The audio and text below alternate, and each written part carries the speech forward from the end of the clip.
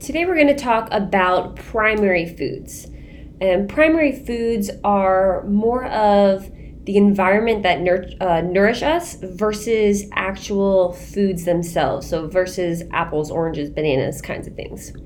So first we're going to start by, I want to read you this quote. So we hunger for play, fun, touch, romance, intimacy, love, achievement, success, art, music, self-expression, leadership, excitement, adventure, and spirituality.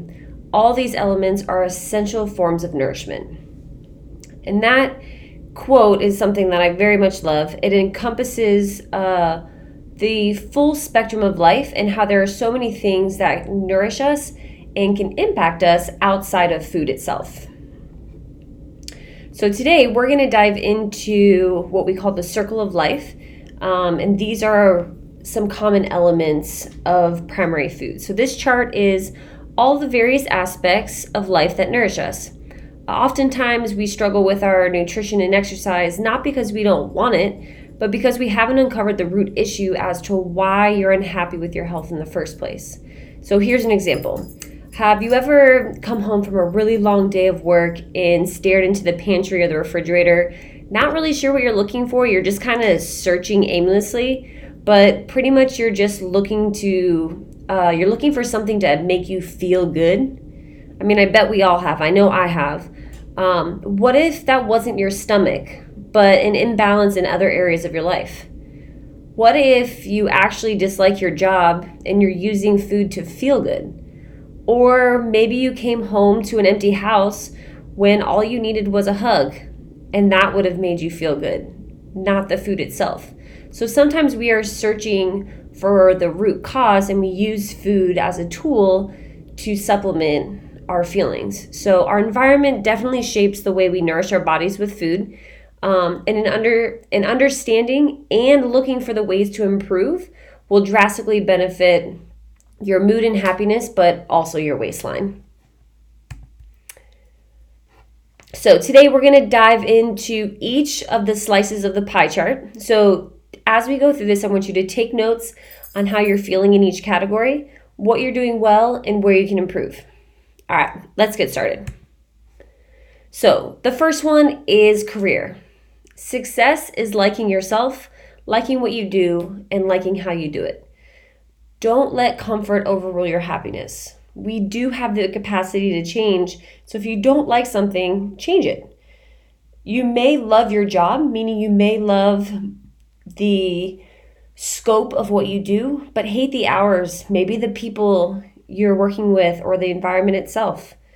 There are always options, so address your peers, change your job if you need to, change careers, positively impact your environment. Taking control definitely isn't going to be easy at first, but in compared to your daily happiness and health, it's always going to be worth it. The next is education. Are you constantly learning something new? Being educated and feeling smart and staying current is something simple that each and every one of us can do. Learning is definitely a way to enrich your life and the lives of others that surround you. So are you taking time each day or maybe even weekly to grow your knowledge base and try to learn something new? Health is defined as a state of complete physical, mental, and social well-being, and not merely the absence of disease or infirmity. So health is something that can mean so many different things to so many different people. And I feel like oftentimes when we think of health, we think of our physical health, when the definition up here also includes so much more than our physical self. So if your health, as it's described above, so if physical, mental, or social well-being feels off track, then odds are there are other aspects of your circle of life that are impacting and nourishing your health in either positive or negative ways. So when choosing a place to start on this pie chart, health is a great place to start and can really help balance out other areas of your life as well. Next up, we have physical activity. So we all know that physical activity is great for your body, your metabolism, It can regulate your hormones, prevent disease, and increase libido. Yeah. So let's get moving. But outside of the physical benefits, the social and emotional benefits are really outstanding. You get an endorphin rush every time you exercise. Doing exercise can build your self-esteem and confidence. Challenging yourself on a daily basis with something physical can help your mental fortitude. And doing something every day doesn't mean you have to go get a gruesome 60-minute workout in. It could just mean going for a 10, 15-minute walk. Just being active and trying something new will drastically impact your life. Home cooking. All right, so nowadays it is challenging to home cook. We move at 110%, and home cooking doesn't necessarily mean cooking your food at home. It's much more than that. So have you ever appreciated a meal better when you cook it yourself? Maybe you cooked it to your exact temperature or spiciness or whatnot. What about how you feel when you think of your mom or grandma or dad's best dish that they make? How that makes you feel whole and happy and good. There's definitely a connection to food and how it makes us feel. Sure, eating out has its benefits. It's fast. You don't have to cook when you've had a busy day. But home cooking, it's about the love, the sweat, and hopefully no tears that go into the food that you prepare. It allows you to express yourself and nourish your body through food and share it with friends and family.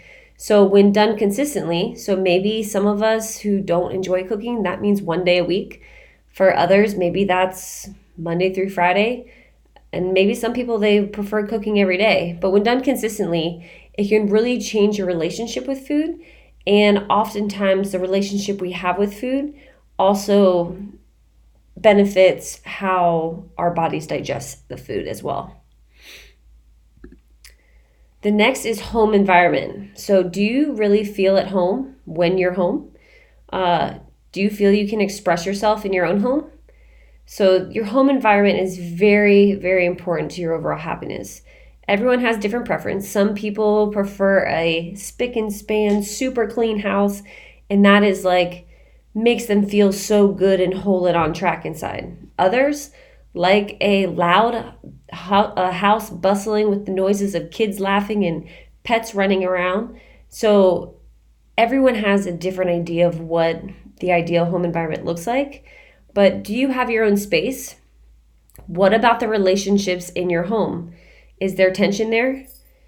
Your home should be a sacred place, and when your home environment is off, it can really impact the rest of the world. So take a minute and think about the areas that you can improve or things that you want to see in your home environment.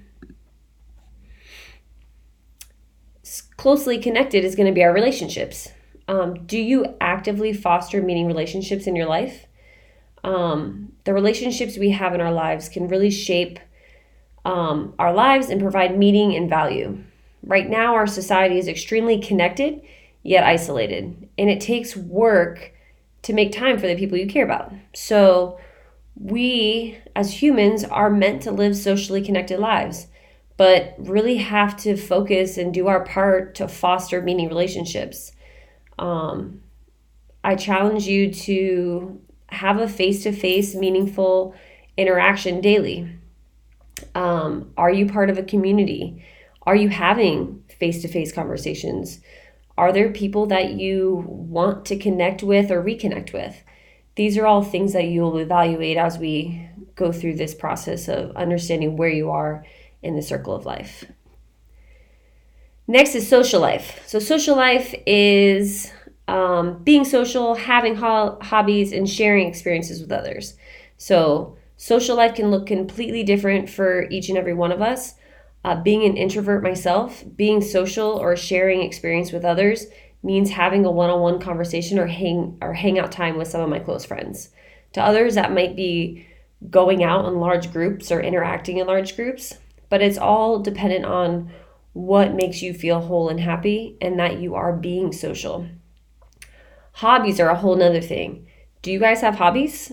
Many of us probably haven't thought about a hobby since we were kids. And as adults, I strongly believe that we thrive on being playful and immersing ourselves in things we love doing. So, no matter what really matters is taking the time to do you.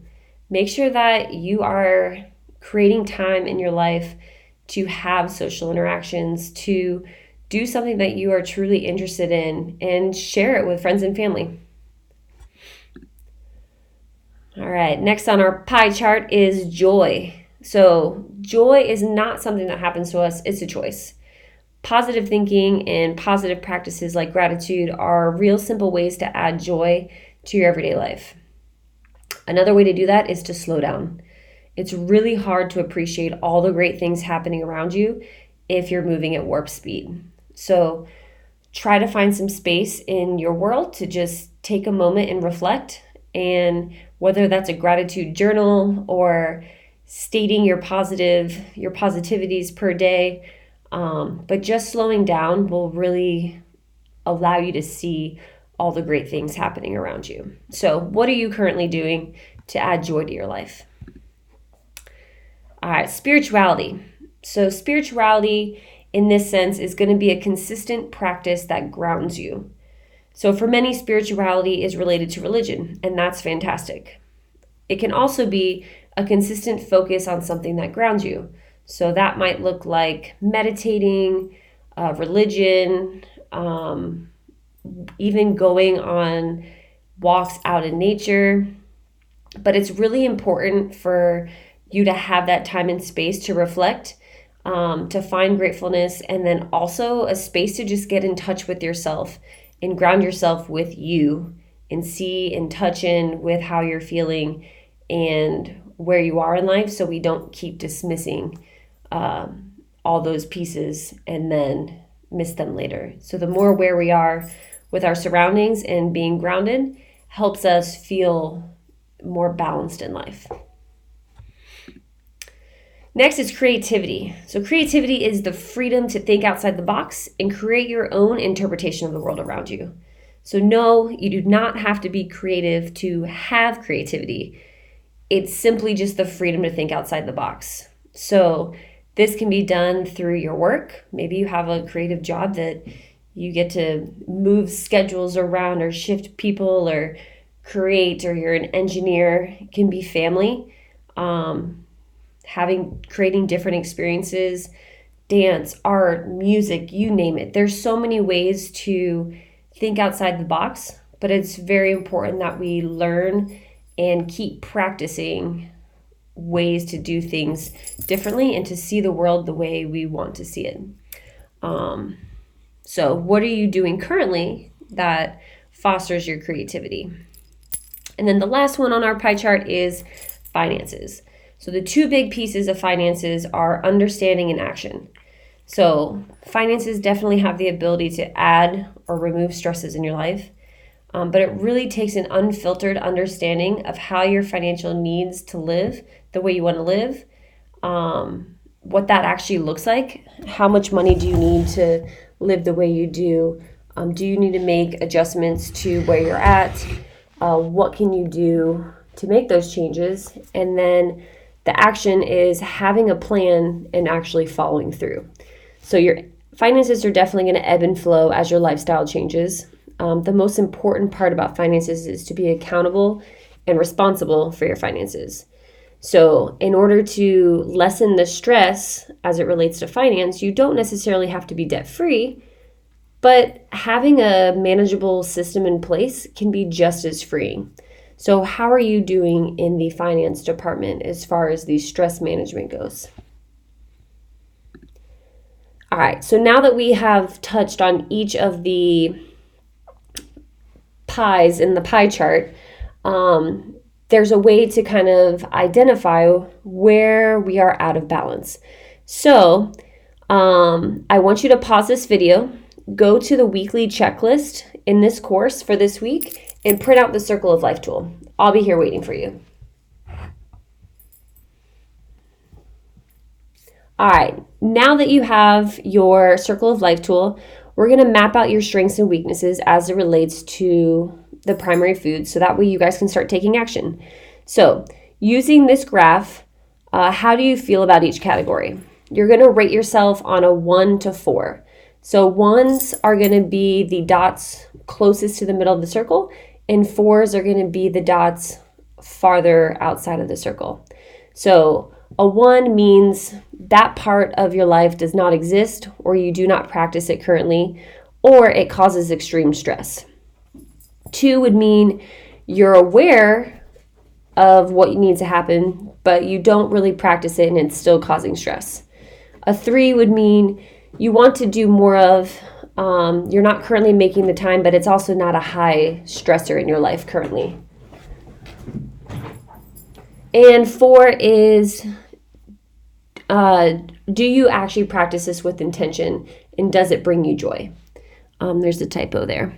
But so you're going to fill out this chart. And so for joy, it was a number 3, and then spirituality was a 2, and creativity a 3. And then you're going to connect the dots. When you're done, you're going to have this shape that will show you clearly just by looking at it kind of where you might want to start as far as your pie chart goes. So once you identified your strong and weak areas and what are you actually going to do to work on them? The best option is to focus on one area of the circle at a time with the intent of creating habits that are sustainable and can reinforce what you want out of life. If we try to tackle the whole circle at once, it's going to be very overwhelming. But maybe just adding 1 or 2 things that you can do each day will really help you start tackling your primary foods and how they can nourish your body. So if you feel comfortable, we'd love for you to share some of your action steps with the group. And that way we can learn from everybody.